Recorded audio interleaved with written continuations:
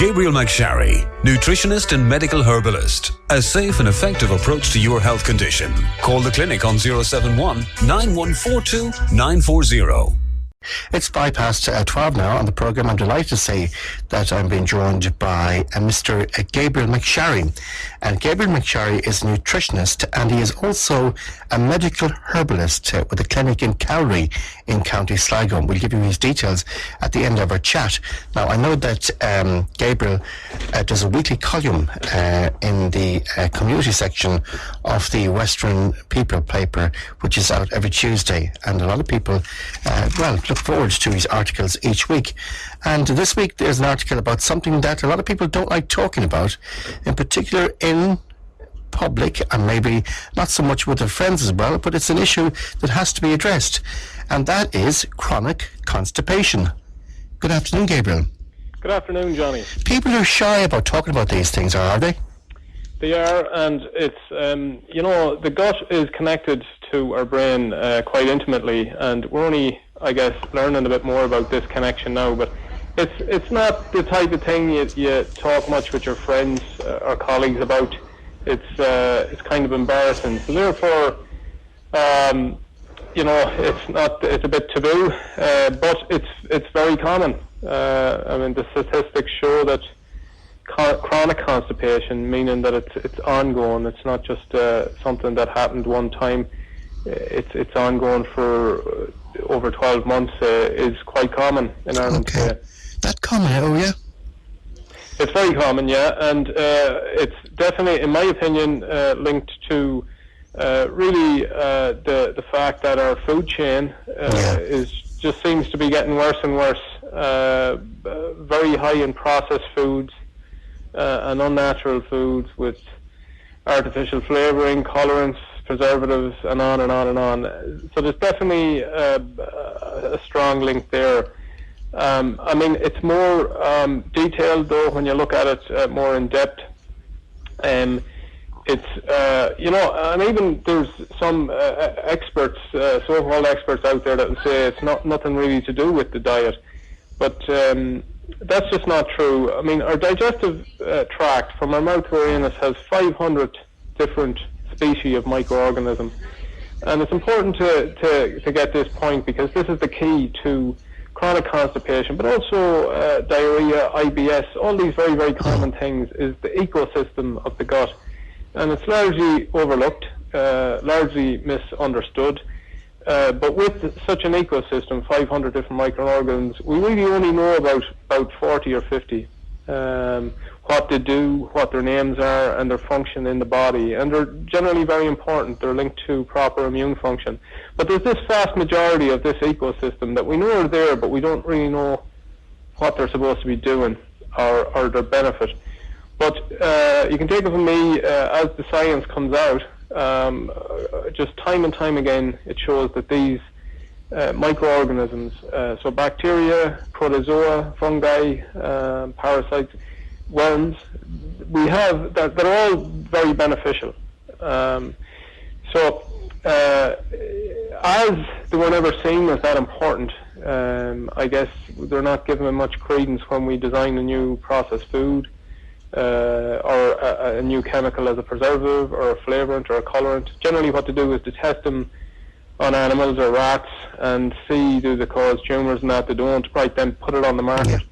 And generally that's how these chemicals get into the food chain. And there's, when I read this statistic, I nearly dropped, but there's 14,000 different chemical, either preservatives, colorants, flavorants, additives, now added to processed foods in the food chain of supermarkets and foods and shops. Now, these are all new to nature molecules generally, and this is scary enough, but generally, a lot of these can have an adverse effect on the ecosystem of the gut. Okay. So they suppress the good guys, and if you kill off good bacteria in the gut, it leaves space for pathogenic microorganisms, bacteria or fungi, candida or something, to grow out of control, and then they become dominant. And this sets up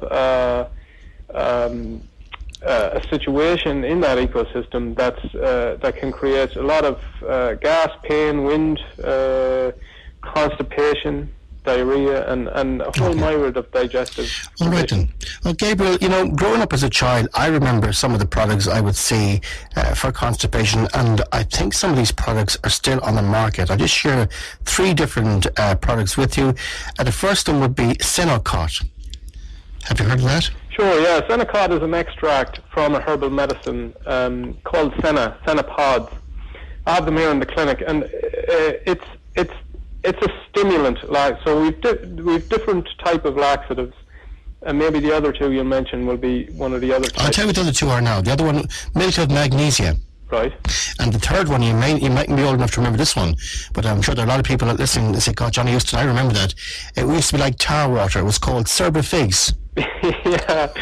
Even when my father was at school, he used to give a thing called blackjack, and that's probably the same stuff. And he used to hate getting it because you'd be on the toilet for the rest of the day. Yeah. But yeah, so there's a number of different laxatives.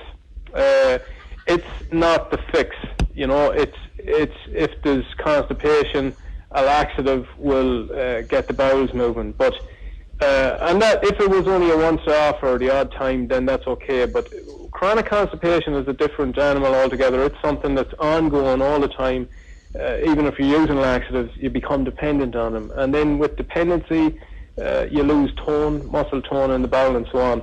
But just to comment on them, Senocot is derived from a natural herbal medicine. It's not the full herbal medicine, it's an extract of it. And they do add certain type of ingredients in there, sweeteners and stuff that I wouldn't approve of. When I use Senna here, I use it as a tincture or in the pods itself, just as a straight. Now, it's a stimulant laxative, so it irritates the lining of the gut and induces peristalsis or bowel motion. They're good short term, but should only ever be used short term. So medical herbalists will never use these all the time.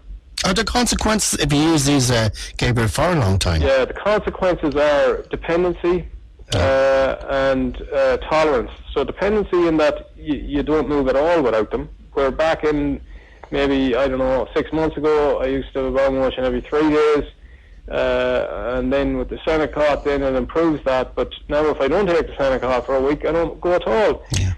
So dependency is one thing. So you don't get that stimulation or irritation in the gut, and therefore you don't have a bowel motion.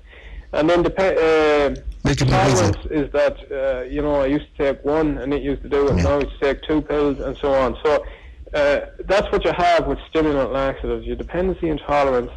And with that, then you lose tone in the muscles. So it's like if you got your left arm and you tied it behind your back for a couple of months and you didn't use it. I mean, after a while, if you look at the muscle tone compared to your right, it'll atrophy, it'll go weak, you'll lose tone. So this is what happens. The colon is a muscular organ, so we need to keep regularity there, and we need to keep using it. Stimulant laxatives really, they inhibit that.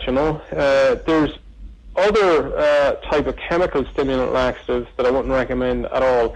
So then there's milk of magnesia. There's other type of laxatives, other class of laxatives, or one stool softeners which draw more water into the colon, and that creates a bowel motion. Milk of magnesia would be something like this. Now, magnesium is a supplement. It's very important for health. A lot of us are deficient in it.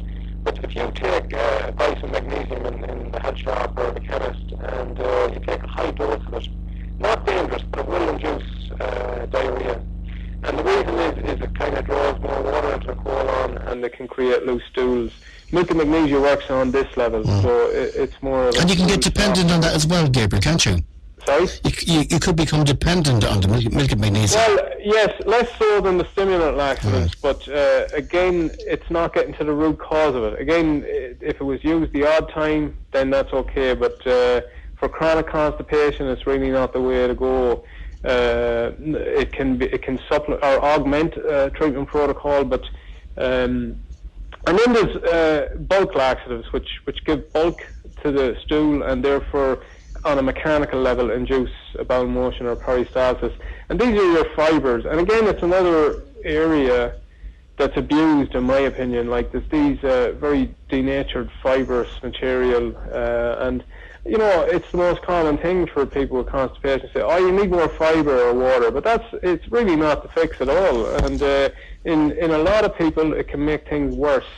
But they do have their place. I mean, on a regular, in a general balanced diet, we should have an intake of soluble and insoluble fibres. But the place to get it, and you know, you can again do a wee survey and ask someone what's the best source of fibre or whatever, and they'll always gravitate towards all bran or some of these cereals. And in my opinion, these are highly denatured foods. A lot of the cereals that are popular today, because they're highly processed and there's not much nutrients in them. Now, porridge is different. Rolled oats porridge is a good food, and it's the only type of cereal that I'd say is a good food. Okay. But all the rest of them are rubbish, right, and I wouldn't eat them. Okay. Now, your best sources of fibre in the diet are nuts, seeds, beans, peas, legumes, like lentils and stuff, eggs, fruits and vegetables, and they're the best sources. What about eggs,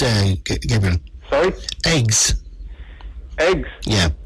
Eggs aren't fibrous, and they contain sulfur. Maybe they're not laxative either, but they do contain sulfur, and like eggs and garlic are high sulfur foods, and they can create gas in the intestine, and for some people they might give the impression that they have a laxative effect and so on, but really it's because of the sulfur content, and the microorganisms are feeding up sulfur to produce gas. Sorry to interrupt you, I'm just looking at the screen here, and it says suffered with constipation in the past, found the remedy, and okay, they're saying prune juice. Have you heard of prune juice? Certainly, again, an old traditional approach to it, and I think it's good, in my opinion. Prunes, the prunes themselves, organic ones, or the juice. Again, if it's chronic constipation, I would, along as an adjunct, use the prune juice for sure. Another one is flax seeds. It's a very easy one to add to diet. You take a teaspoon and sprinkle it on your food, or put a spoon of it in your yogurt, and eat that 3-4 times a day. And now, not the ground flaxseed. That's important, because ground flaxseed is out there and mixed with berries and all these wonderful formulas. But you need to take the whole flaxseed, or linseed. It's the same thing. Flaxseed, linseed, same thing. A teaspoon of it, and just sprinkle it over your food, and do that on a regular basis. And that's also very good, along with prune juice and prunes. But again, generally fruits and vegetables, nuts, seeds, and legumes, beans, peas, these are all good sources of fibre and need to be included. But most primarily, though, if you have chronic constipation, is to get the ecosystem right. And to get the ecosystem right, the bacteria, microorganisms in the gut, you need probiotics and prebiotics. So probiotic foods, again, very prevalent in traditional cultures, traditional diets, but they're all this fermented foods. And we used to use it before we had the fridge, how you'd make a food last is you'd ferment it. So you'd ferment milk, it turns into yogurt or cream, fermented cream. And now we add cultures to them, but then if you want, they can just take cultures out of the atmosphere. But so yogurts, a good quality yogurt is very, very important. Ideally, I recommend homemade yogurt and culture it yourself with a good quality raw milk. And but there's a few good ones on the counter out there. I think Glenisk, Yo Valley, they're good. Get the whole milk natural one. They're pretty good ones over the counter. I mean, you can get probiotics in capsule form in the fridge in a health shop or a pharmacy, and no harm doing a few courses with them. But really, again, just an adjunct. You need to get in these lacto-fermented foods. So yogurts, there's one called kefir, sauerkraut, kimchi, raw milk cheese. All these fermented foods are really important to get back into our diets that have largely kind of disappeared from our diets, unfortunately. And over time, these repopulate the gut of beneficial microorganisms and can be very beneficial in constipation. I also use herbal medicines, obviously, until things get more regular. Okay. And I use a mix of stimulant ones like senna and rheum palmatum, but also non-stimulant ones where there's no dependency or no tolerance. And I use these on a more long-term basis. And works very, very well. It's important to know people who have chronic constipation, they have other health problems, and it's due to a lot of congestion and toxins coming from the gut to the liver and the gallbladder and the pancreas, and therefore some people get migraine headaches, some people get rashes on their skin and so on. What they need to do is get the bowel working again, and all these things will disappear. So it's a very important area, and shouldn't be left to go on for many years. So you reckon a bowl of porridge in the morning will go a long way in helping you? Well, not specifically for chronic constipation. I was just saying that some of the cereals are no good. But if there was any food that's like a cereal in the morning that is good, it's porridge for general health. But with constipation, not too much. Definitely wouldn't do it harm for gut microflora. What you could do is have a bowl of porridge. You could have some flax seeds. A tablespoon of flax seeds in there. You could have some nuts in there. You could add a couple of prunes if you wanted to, and that'd be good. That'd be a functional food that'd be good for your condition. Again, on an ongoing basis, and to keep regularity. Now, there's nothing carved in stone, but I think someone should have a bowel motion every day. If not, one every 2 days. If it goes longer than that, I think it's important to get the bowels moving again. Longer than 2 days, definitely too long in my opinion. Okay, I guess we got to leave it. There's a piece there about allergies. People can read it in this week's paper. By the way, I'm speaking with Mr. Gabriel McSharry, and Gabriel is a nutritionist and a medical herbalist, and his website is www.westernherbalmedicine.com. westernherbalmedicine.com. It's been an interesting one. A lot of people don't like to talk about it, but we've been talking about it today. Gabriel, thank you. Good man, Johnny. Thanks very much. You're very welcome. Gabriel McSharry, nutritionist and medical herbalist. A safe and effective approach to your health condition. Call the clinic on 071 9142 940.